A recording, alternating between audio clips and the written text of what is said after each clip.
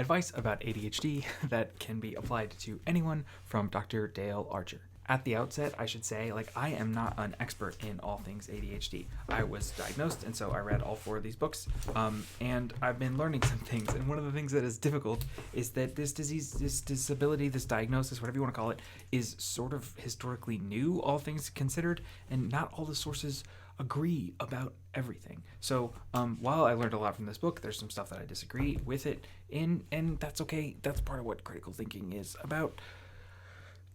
Nuance disclaimer, not expertise disclaimer, out of the way. What's the advice? If you have executive dysfunction, one of the things that can happen is that you fail at a lot of things. As I was reading through this book, it pointed out that this lifelong experience of failure is, in fact, one of the greatest assets that we have in the form of resilience. This daily reality of just living through crisis to crisis of our own creation gives us lots and lots of practice with failure. And indeed, there is at least a little bit of evidence. This study, I don't ever really trust just one study, but hey, just one study is looking at undergrads that overwhelmingly are more adaptive and more resilient in the face of significant odds. That is kind of cool. And in the rest of the book, he makes part of the case that resilience and that adaptability is one of the greatest things that you need to be an entrepreneurial, inventive,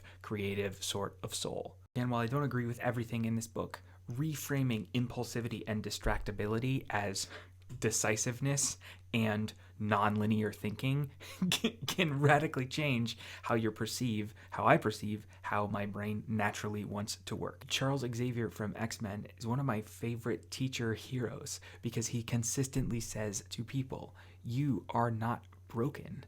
The world just doesn't know how to value what you are naturally like. Surgeons and doctors and entrepreneurs and politicians and writers and artists, all whose brains naturally are moving at 1,000 miles per hour in a world that wants them to sit at a desk. This mindset shift is of tremendous value to me, and I, despite not being an expert, want to share a little bit of that insight with you.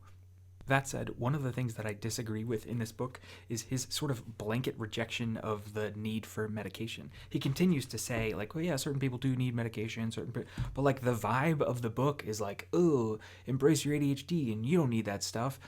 I fear that people might read this book because I put it on my platform and internalize that message. That is not, people do not agree on that, and I do not agree on that. There are people that genuinely benefit and need medications because despite our theoretical ability to sit around and say, well, it's not really a disability, it's just that the world doesn't, we can say that all day long, but we do live in this world with these expectations, and so people do need it. And I don't want to end this video without making clear, don't read this book if you feel like you're vulnerable to internalizing that mindset in a way that might get in the way of the therapy that you need. If that's where you're at, I would recommend less this book and more either of these, Driven to Distraction and ADHD 2.0. Hallowell continues to say you have a race car brain with bicycle brakes, which I just love.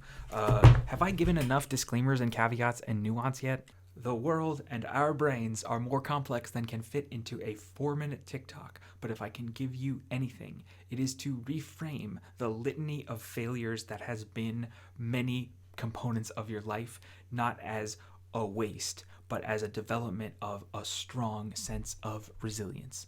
And the energy and the impulse and the intensity and the intuition and the speed and the hyper-focus can be sometimes debilitating in the world that we are in, but they also can be tremendous powers if you find the right way to use them.